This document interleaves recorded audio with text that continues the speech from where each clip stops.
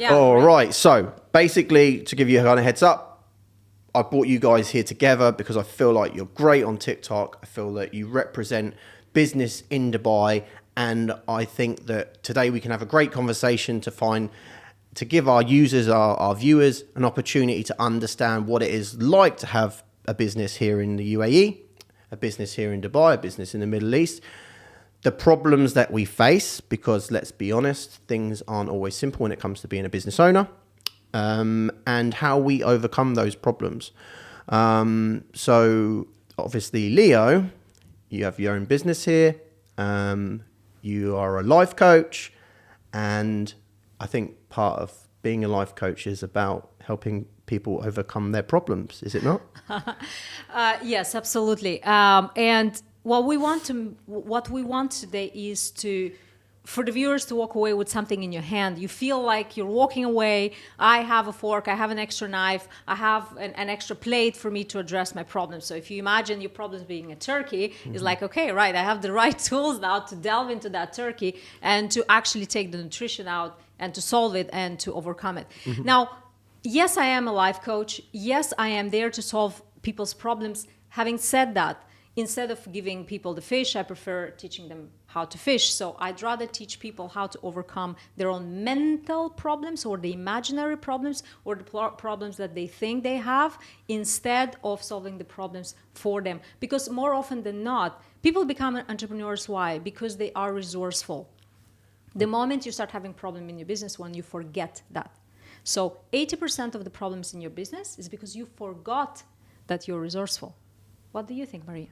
I think I completely agree with you, because after being like, now I open my own business it's an agency, influencers management agency.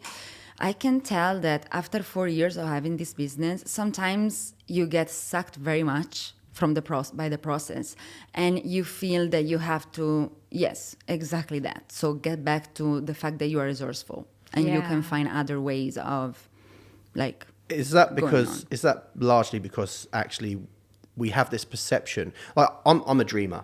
I am the biggest dreamer. I think you girls both know me for having these big dreams and where I want to go in the world. And when we have a dream, it's very simple to see that dream from A to B. But the reality is the dream doesn't come from A to B. It goes from A to Z to X, Y, 1, 8, roundabout, and oh no, we didn't get there. And actually the dream of what B isn't the dream that you first perceived it would be when you set out. And to get there along that way, it's not just an upward trend of a journey. You go through periods of time where, for me, like I've gone through periods of time where I'm pulling my hair out. The receding hairline wasn't here a couple of years ago. Trust me, it was a bit further down. But honestly, I just feel that the whole entrepreneurial journey is never what we perceive it to be in the start. I feel that and that's part of it as well, if you accept it as a journey and that it isn't just A to B, it's about what happens in between, you'll find yourself along the way. Being resourceful is one point, but actually I feel like this probably links back to what you say, is about growing as a person. That's what I feel. I feel like I've become more resilient. I feel like I've found my inner self more. I feel that I'm less focused on extrinsic motivators. I'm focused on intrinsic motivators, which actually kind of contradictory really when you're setting up a business to essentially monetize and build a better financial future. You actually find along the way that you end up having these intrinsic motivators that you didn't really desire in the start. Because I think when you start a business from, again, that A to B, A is where you start, B is where you perceive you're going to go. I think actually society tells us that it's more about that monetary value of what you're going to get, but it actually isn't. And unless people go out there and try and experience that, try and actually make the effort to go and find ways to build a business and learn about themselves along the way, they're never going to do it. I feel all, this probably goes back to I feel like 9 to 5 is, you're never going to maximize what you can potentially do in life because you stick yourself into a box. And I think that the whole part of being an entrepreneur is taking yourself out of that box, right? I agree. And at the same time, I think there are different type of people. There are some people that are destined, they have no box. It's like, I have no box. That's it. I'm out there. I'm boxless. They're born boxless. And at the same time, there are people who need a box for their own psychological safety. And an entrepreneur needs to have both. When building a business, you need the people who come with boxes.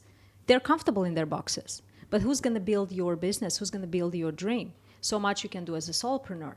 But you need those people and understanding. So I think back to self-awareness. What kind of person am I? Am I the type of boxless person? Or, I do need some kind of a box.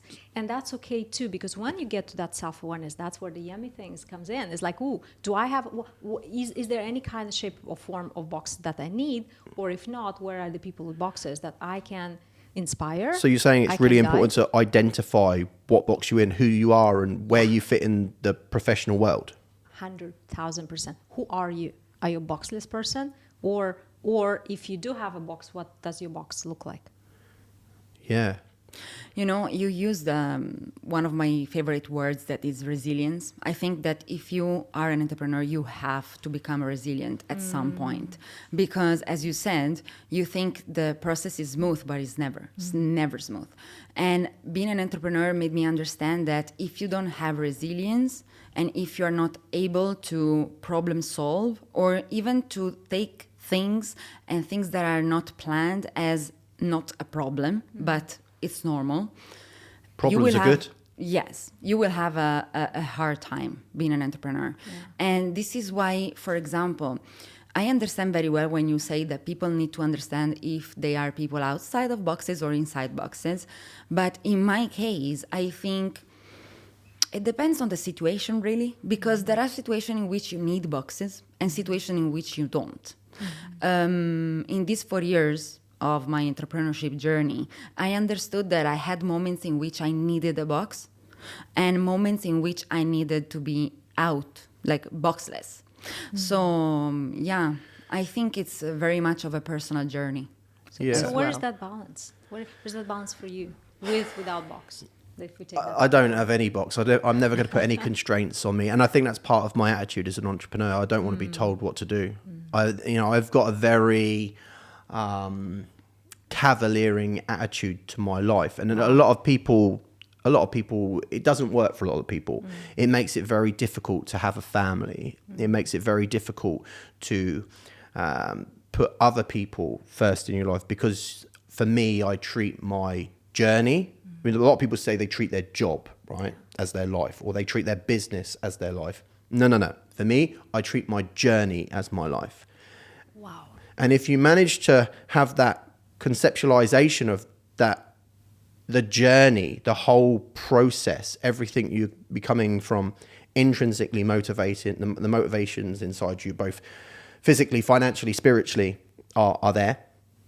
And you treat that whole as a whole process, I feel that you become far more enlightened within yourself. Whereas when people say they focus on their job or whatever, or their business, then I feel like you're not focusing, you're still always going to have distractions on what's going on. For me, it's the whole journey, the whole thing. And actually, as I go along and the journey continues, I find myself becoming more whole within myself, and at the same time, learning from the mistakes that I've made to become a better business person, but a better person inside. Talking about mistakes, what are the 3 things you wish you knew? Okay, it's not about wishing that you know it. I feel like you have to go through the tough experiences. For me, like I feel that the easiest way to describe it is if you're God's given a ton of cash and you're brought into a family where everything's given to you, you don't have the resilience, like we said before, to be able to really understand what it is to, I don't like the term, but succeed in inverted commas, because success is different to many people, but for different people. But I feel that when you talk about, what are the things that you don't, you feel that, you wish you had known. I feel that that's kind of contradictory, because you're never going to know it unless you go through it. Yeah. So yes, there's things that I wish I had done differently, because I feel like I would have been further down the line in my A to B, my where I want to be and where I want to go. But I feel like without them, whether it's like, I wish I had spent money in a specific way, I wish I had, you know, my biggest one has been managing people. I'm too nice. And I feel that the experiences that I've had with people, working with people and realizing, I feel that if you have the pure intentions of wanting to build something and your out and out focus is on that, it's naive to think that other people are going to have those pure intentions, because particularly if it's not their business. And I feel that that's what I made the mistake in the beginning. Now I just think, yeah, it makes complete sense. Or maybe those are just people with their own boxes and they have their own concerns in their own boxes. Well, that could be a good way of explaining it, couldn't it? But yeah, everyone's different, right? Yeah. I feel that, you know, I think perhaps sometimes when we're entrepreneurs, we create these boxes for ourselves, don't we? Where we perceive that this is what other people would do. You become so engrossed in what you're trying to achieve that other people don't see the world the way that you see it. Wow. And then when you look at it that way, and sometimes it's disappointing to you, but actually it's your mistake.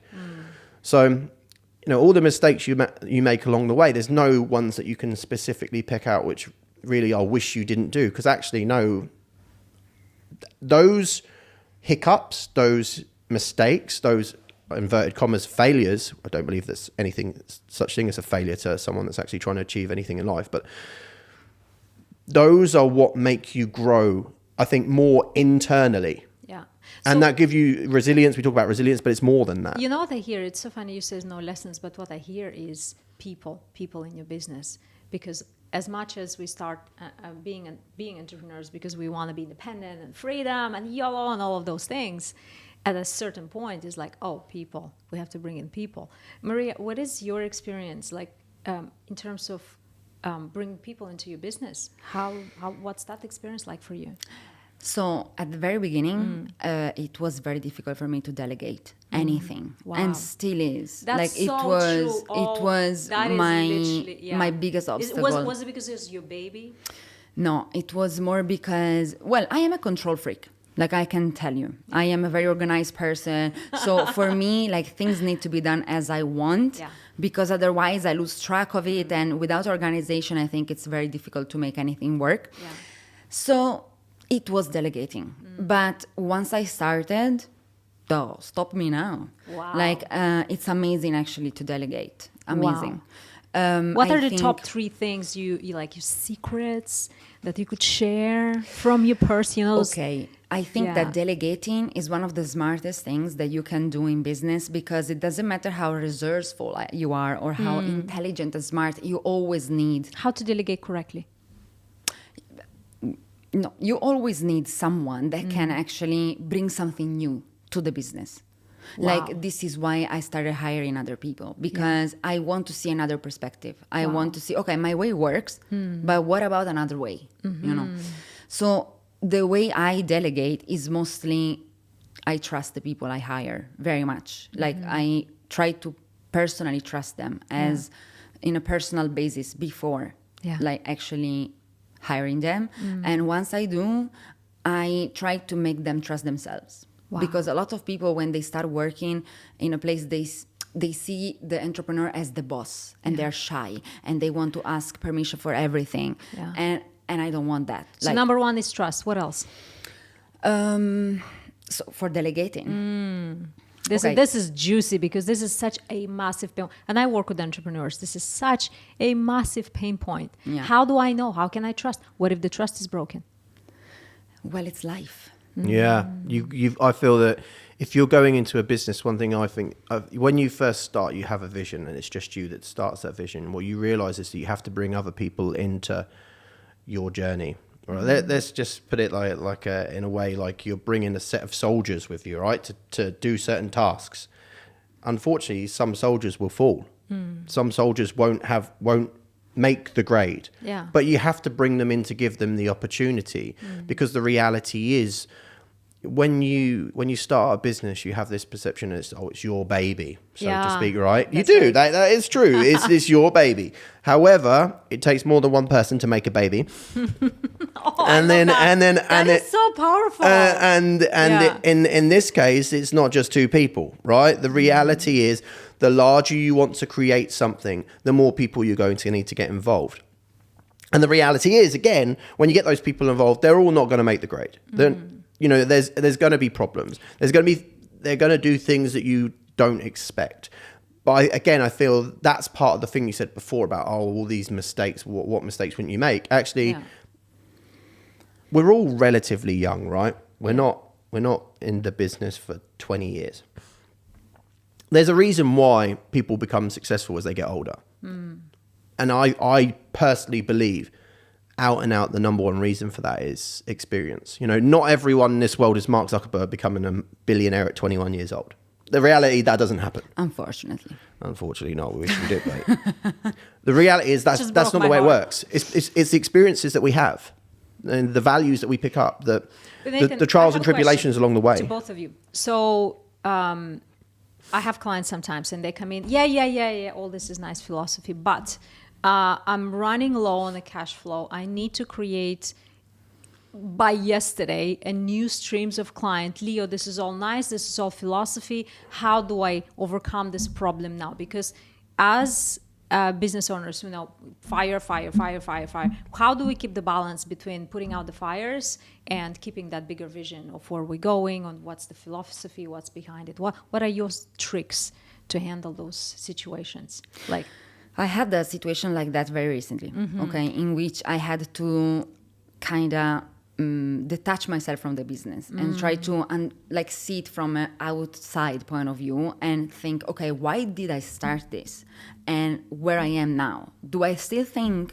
I'm doing it for the same reasons? I have the same purpose, or I'm just like a machine. I'm doing things automatically now because, okay, it's the business. We have to make it work.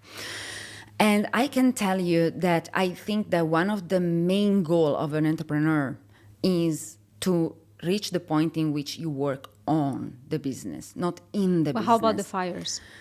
But the fires regarding what? Like the cash flow? Yeah.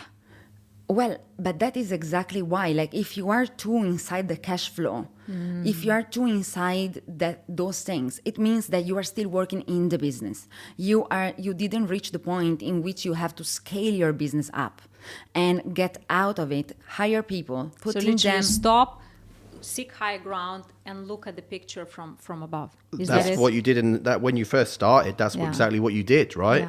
Yeah. Before you get involved in the rat race of the business world, as an entrepreneur, when you go and running around, you set out, this is what I want to do, this is where I want to go. You start with that visionary element, but then the day-to-day takes that away.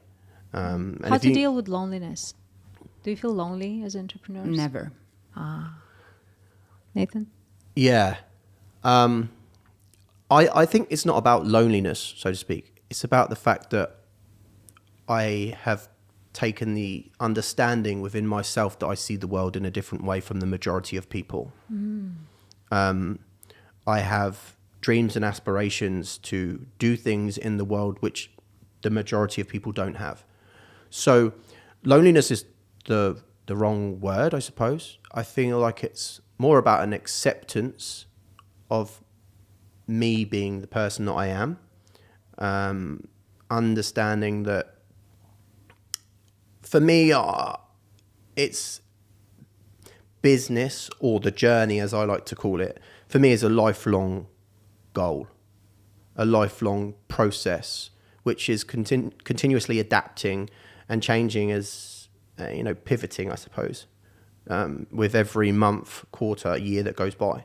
And for me, there are sacrifices that we have to make as entrepreneurs, but for me, those sacrifices are worth it. And loneliness is not the right word, but difference. Being different, it's okay. So it's kind of... Yeah, because I feel that, I'm not going to try and pretend that I'm some sort of freaking savior or anything. I'm trying to go out there to do something special. I have the belief in myself. I think a lot of people mentally. Ooh, so what I hear is like you're balancing maybe occasional. It's almost like not loneliness, is accepting that you're on a different journey than other people. Completely. And I feel that, like we said, we're inside a business. You have lots of different people working for you. Why? Why do you have different people working for you? Because they all have different skill sets. And what I love what you're saying is like, but I do sometimes feel lonely. I don't know, like, what's your secret, Maria? Because I personally, as an entrepreneur, sometimes, honestly, there are days, it's like, I do feel lonely. Like, I don't know what you guys are superheroes to me. Look, it's not about feeling lonely. It's more about feeling that you don't have a safety net. Right? Because the real problem is that you know that if you fail, you fail. Yeah. There's no one that can help you. But that's exactly it. There's like a feeling of loneliness in that. No, it's just the feeling of being responsible for your own everything. And like, how do you counterbalance that? it was my choice. You So know? it's like So radical I- accountability. Yes. Like I think about that a lot in life. Like Yeah. I think you have to take yourself accountable of everything you do. Wow. And that's what makes me powerful of what I think and She's how I got feel. balls. She's got real balls. Yeah. I mean, seriously, she has, right? Because I got a line there, and she says, But like, this is so precious because we get lost in the game of chasing our own tails a little bit as entrepreneurs, and then like cutting the straight to radical accountability. Why did you start that? I love that. yeah, like, That's what you're saying. because you're taking yourself on a journey which is going to have loads of ups and downs, and when you screw up, you've got to understand that why you screwed up. When you get things wrong, you understand why you get things wrong. The majority of people don't put themselves in those situations. If you don't put yourself in those situations, how are you even going to have those experiences? You don't have a box to put excuses on. and the reality is, if you go back to the A to B, right? We talk about where you start and where you want to go. You realize along those ways you're going to get things wrong, and it's on you to establish what you did wrong, what you can improve, so you can get closer to that goal that you set out. Because when we start, we're not the complete player, right? We adapt, we grow. It's like, I always use like FIFA cards. Like you're talking girls about football, right? But when you start in season one, you're not Lionel Messi, right? It's going to take you years and years and years But and that's years. what we all want. We all want to start up as Leo Messi, nothing less. Maybe Ronaldo will settle. And that's How the- do you deal? Because we have big egos. You know, the problem is exactly that. The people expect themselves to be at that level from the start. Like they don't actually think, look, I had this type of conversation. Mediocrity. Oh, we hate it. But it's fine. It's fine hating mediocrity, but you have to give yourself the time to get out of mediocrity. And anyway, like as Nate said, I don't think you can, like anyone that opens their own business, they are people that are out of ordinary somehow. There are people that are on different journeys. They are people that have, let's say because that's true, problem with authority. They have problem with like explaining themselves to other people. They have problem with having their time limited. And so they are for sure people that were not, it doesn't surprise me that a lot of the successful people in life, they drop out of school. So it's because almost like, I wanted to drop out what is the of basket school. of problems that I'm going to choose? Am I going to choose the basket of problems where I say yes, I'm the yes man to the boss, or I'm choosing the basket of problems where I have to be resourceful, take accountability, blah, blah, blah. Yeah, but Exactly. I think you have And to. apart from that, is also that, like, I really think that being your own boss is one of the best ways to know yourself. Yeah. Because when you are working for someone else, you always have other people to blame for something. You always have other people to think, oh, they will take charge for me. They will pay my solve salary. this. They will pay my salary. While when you are fair. alone, Not fair. everything is on you. This Everything is on you. one that's really going to tick people off. So obviously, when the pandemic happened, a lot of people lost their jobs, right? And they're screaming, "What am I going to do? How am I going to do it? Oh, I can't believe they've done this to us. I can't believe that. I can't believe this." And I'm just sat there thinking, "You entitled little so and so." Like, the reality is, people that have jobs and they've just got used to having these salaries for the whole period of time, and then when something goes wrong, oh, how can they do this to us? Hang on a minute. They've been paying you. Nobody owes you anything. Nobody owes you anything. Not your employer, not your mum, not your dad, not your sister, your brother, not your friends. No one owes you anything. And I think there is a level of, there's two things here. Employees, they have these element of entitlement. Oh, I'm doing this, therefore I should have this. And then, therefore I expect I'm going to get this salary. And that's what's going to happen. They immediately, by doing that, they're already reliant on someone else to provide them. So any employee, they still are a child in some capacity. Why? Because they still have a parent that's providing for them. You're basically delegating your radical accountability to your boss. You are responsible now for my financial future. You are now responsible for my certainty. And immediately by doing that, you are putting a limitation on your own personal growth of what is possible and what is not. And people don't see that. Why would you see it? You know, and that again, it's very easy to take a salary. And you know you'll have a wave of haters because they're going to say, well, not everybody's made to be that. Absolutely. Everyone has a position and place in the structure of the work, the way the world works. It's been like that since the history of time.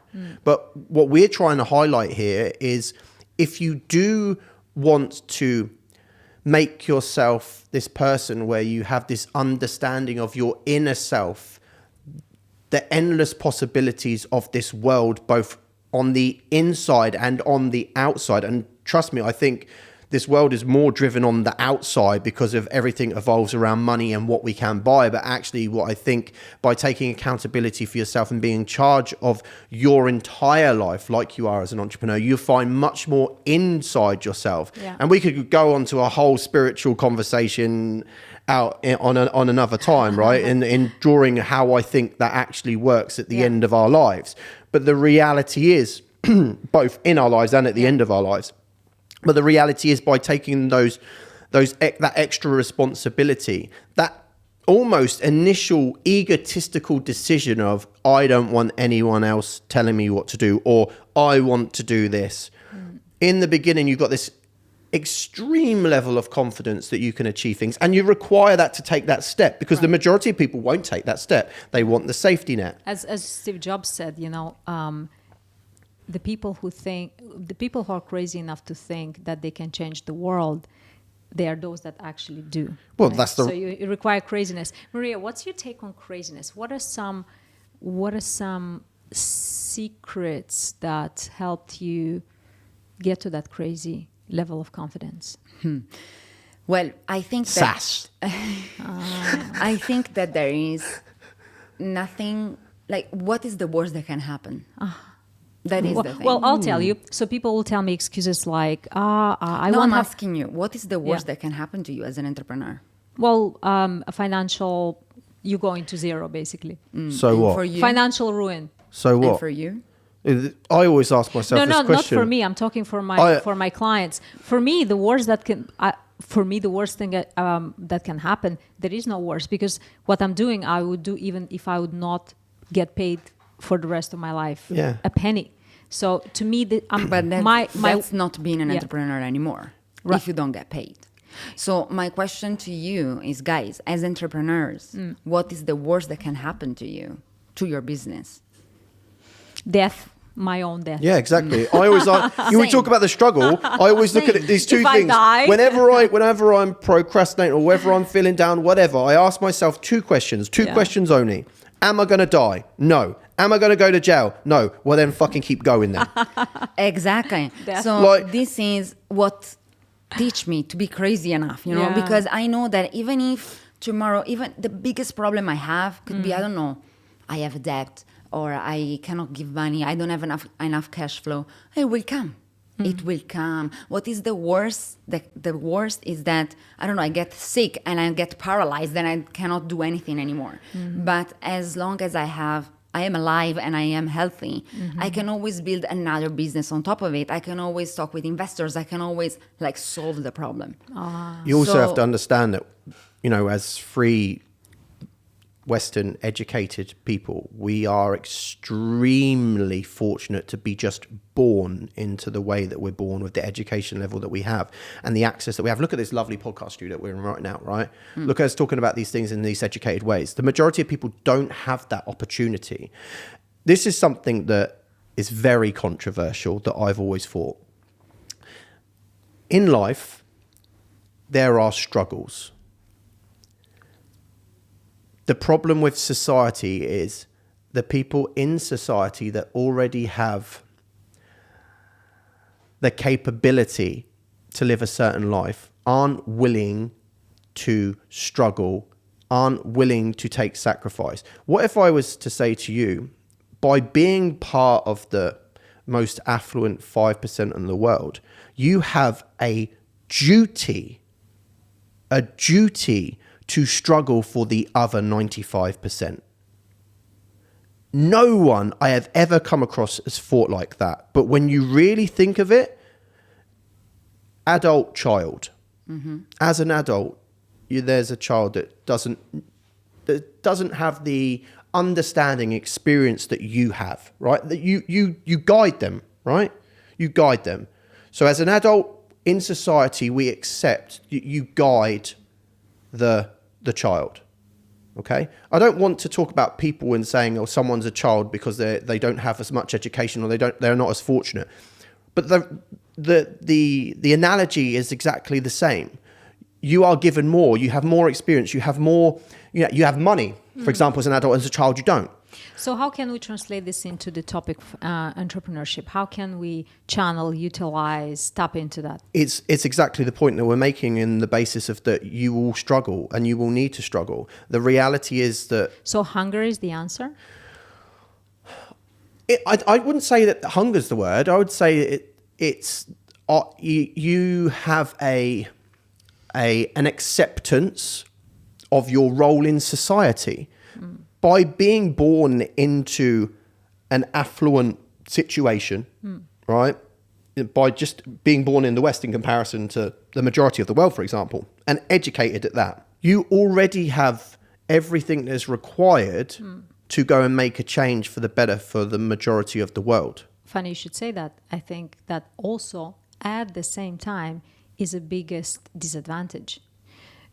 Because if we look at people who became insanely successful, they all came from a place of pain and hunger. What do you think? I think that, guys, me too. Okay, I didn't come from a place of struggle and hunger, okay? And I'm not extremely successful at this point yet. You will be. Yes. So what I can tell you is that one of the things that made me go on the most in life is necessity. Is necessity. Like I even opened my own company out of necessity. I had to decide it in 2 hours. I had 2 hours time to decide what to do with my life. And I said, okay, let's open. So what I really think is that another thing, on another hand, do you really think this is struggling? Because for me, it would be more struggling actually having a boss and working in an office. Of course. So yes, it is struggling because we go through less safety. Yeah. It's a different struggle. Others. I'm choosing my struggle. But I'm choosing my struggle. And for me, this struggle is not as struggling as like being an employee, for example. I was going to say you're choosing the struggle, but you're not in control of it. But in a way, you're not if you're working for someone, you're not in control of it either. So you have a level of a much higher level of control. Yes, there's more fluctuation, there's more ups and downs, but you have some level of steering the boat. Whereas, yes, there might be less ups and downs in an employed route, but you have a different type of control or lack of control. So if we take what you said, we should be responsible with 5%, we should be responsible for the 95%. And if you say, I'm choosing my struggle, and if we put hunger in the middle, if we put all of these elements, what are we making out of this? That's the $1 million question, isn't it? Because we have a perception of where like we what's start. the recipe? What's the recipe? Because people want quick solution. Give me the tips. Give me the shortcut. Give me the solution. Give me the 5 steps. What is the doesn't recipe? exist. Doesn't exist. You can give tips. You can give solutions. You hear on TikTok all the time the 5 this, the 5 that, Well, the 10 this, the yeah. 10 that. Right? What are the 5 this, 10 that? But it's different for everyone. They're just guidelines, aren't they? When you're saying that they're guidelines, because everyone's journey is absolutely different. But your journey, let's say your journey, 5 this, 10 that. Maria, if you have. I will not do that because I want to inspire people that are alike me and people that have the same mentality and people that want a fast solution. You're 1 in a million, though, Maria. No? You're 1 in a million, though, is it? No, I want I want to inspire people that want to be entrepreneurs as well, Yeah. but for real. Not that want like the easy way to do it just because they want financial independence. Because the reason why I opened on my own was never for financial You'll find independence. that as well, Isn't though. it over-glamorized? There's the a difference. Entrepreneurship is over-glamorized. Oh, yeah, of course it is. Why? Because it's trendy now. Why? Because Like, it's trendy with all these podcasters, including us, that are actually talking about the fact.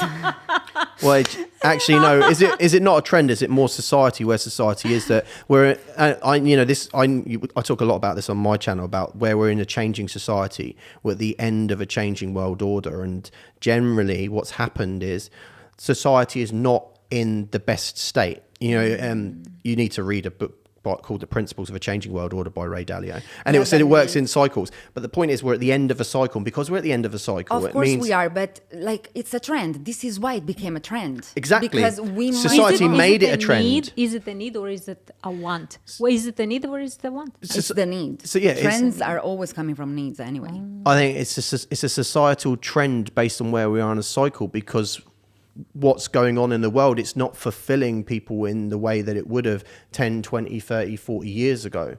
That's the biggest one there. So What changed? Like What are the conditions? Every cycle has its ups and downs. Like just one reality is, before is like 30, 40 years ago, you could purchase a house with 3 years worth of salary. Now it will take you 15 years worth of salary. So there's things that are limiting people now that So it's weren't there back to before. necessity, is it? It's need. It's a trend based on necessities, yes. Now, the thing is that I don't know how many people are aware that they want to be entrepreneur because of the glamour around it, or because they're really aware of the fact that maybe that is a good way to face this type of problems. I don't even know. But I know that nowadays I see so many people talking about entrepreneurship and talking about be self-employed or do things on the side. And I agree with maybe 2% of the things I see as an entrepreneur. But things are hard sometimes. Like, how do you deal? And we can, right? Because it's also important to speak to the problems. So sometimes, what are the biggest hardships for you, and how you overcome it? What are like 1, 2 biggest hardships? Well, there's always going to be financial constraints when Yeah. you're first starting a business, right? So for me, obviously, I'm building a technology company, which means you need massive capital from day one. You have to build out something when there's nothing. You don't have any level of income coming in the beginning. So for me, the financial constraints have always been the most difficult ones. How do you Second, overcome that? How do you deal with that? I feel for me, it's like a marching I soldier. don't. Yeah, no, marching soldier that keeps on going. I'm not looking. You just got to keep moving. There's going to be difficulties. You got to keep moving, and as long That's as the juice right there. You have to as keep long as you moving. keep moving, you're going to, in some capacity, get closer to where you need to be, which is the next step. And you get closer to the next step, then I've always found that don't focus on the money, because the money will come. Just focus on getting shit done. And also what I hear is that don't overthink it, just take action.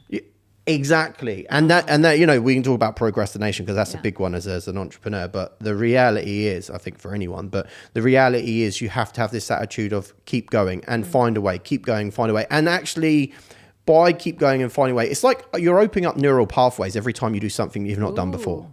That's the reality. We're opening up something in our mind which we didn't do before, which Secret opens up doors. chains. Well, everything's scientific at the end of the day, right? The reality is, if you not put yourself in that situation, easy example, when you're a kid, right, and you touch the toaster and you burn yourself, do you touch the toaster Valuable again? lesson. It's a valuable lesson, right? What did we just do in that in that situation. We opened up a neural pathway to Yeah. say, don't touch the toaster. In the case of an entrepreneurship, Valuable, fast lesson. yeah, when you're facing difficulties, you have to have the attitude of, okay, I've got to go out and do something. Yeah. And you'll do something and it might be right and it might be wrong. But more often than not, even if you make 2 wrong steps, you'll make 3 right steps and you're closer to where you were. Love it. Maria. Me, I think that the important thing is always challenge yourself. Like I wake up every morning, even if it's a shitty day, let's say, because I know I will have a lot of problems at work, but I take it as a challenge. Now, the fact that a lot of people, sometimes they're asking me, how can you deal with this every day? For me, it's not even difficult anymore because I did it so many times that now I master it. You know what I mean? Wow. So when this is also why sometimes I think that not everyone is built to be an entrepreneur, because I don't see people putting themselves in difficult situations to prove themselves to themselves. Like they're always avoiding. So they're some kind of a always- masochism. What kind of people are these entrepreneurs anyway? No, but it's true because Yeah. if you want to learn in life, Yeah. you have to go through these things. And as Growth he is said at the painful. beginning, even if you want to be better as a person, because in the moment you go through struggles and you start understanding problem solving, resilience, and also like trying to be tough enough to overcome a situation. Like, okay, we have this huge problem. I would like to stay in bed and cry all day. I can't because I have a responsibility towards me, towards my employees, towards my clients, my customers. Then I have to solve it. And that is the necessity that I was talking about before, that puts you out there and puts you through the problem. Wow. So I really think that if a person wants to become an entrepreneur, the 5 thing I would say is delegate. Be ready to do that from the very first beginning. Otherwise, you will never grow. Second, challenge yourself. Like try to put yourself out of the comfort zone, more and more and more. Third, think big. Be a visionary. Think big. Because look, I'm not saying like most probably you will be able to think big and do exactly what you were thinking. But even if you were not able to do that, at least you will reach halfway. So thinking small will never take you anywhere. Safe. Fourth thing, trust yourself. Oh. Trust yourself. Remember why you started. Remember why you were confident in starting. So even with the worst thing that can happen, you have to trust yourself. And fifth, be always open to learn more. Wow. Boom, right there. She's just awesome, Nate. isn't she? Of course. How do I compete with that? Like that was so. You do you. You do you. 5 things. 5 things. Number 1. You can copy me, don't worry. How about be yourself? Where is Well, no, yeah, That I was a think funny one. be willing to learn. Being willing to learn. I feel you have to put yourself in difficult situations and not be afraid of them.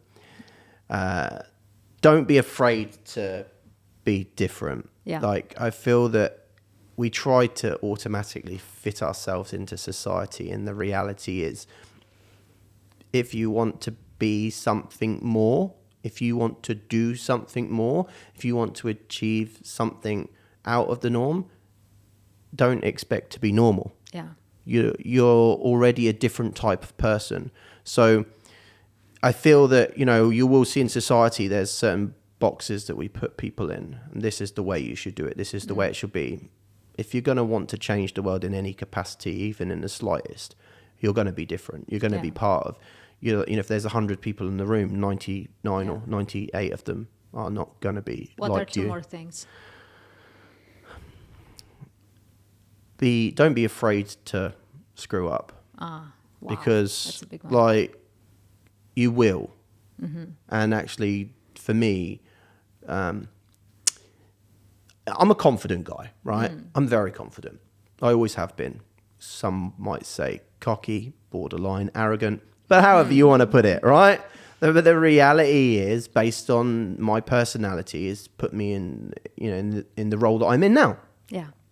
But I feel that by putting yourself in that position, you will be humbled in some way or other.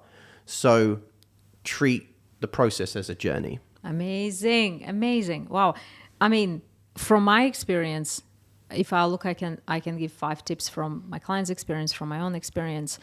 I would say, number one, make sure that whatever you're pursuing is bigger than yourself. Because yes, it's this balance between obsessively, egoistically pursuing your dreams and make sure that your dreams include so much more people outside of you. Number one, have that kind of include more people in your vision. Number two, seek mediocrity in the beginning. That's what I advise people. By all means, put mediocrity on the pedestal and make it that your halfway camp.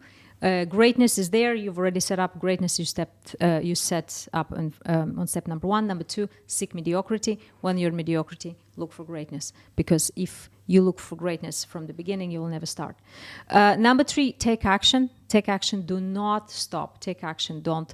Action brings more information for the next steps. Number four, focus on, in terms of failures. Failure is guaranteed multiple times, 10, 100, 1,000 times. Failure is guaranteed.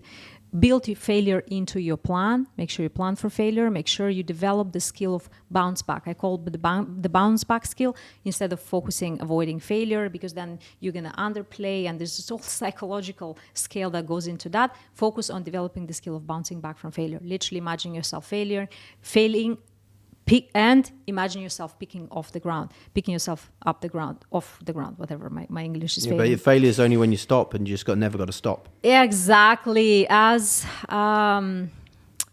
the famous basketball player who died, Kobe Bryant, he said, failure doesn't exist. So there's this beautiful interview. And the interviewer goes like, Kobe, what do you think about failure? He laughed. Ha, ha, ha, ha, biggest laugh possible. And it's like, there's no failure.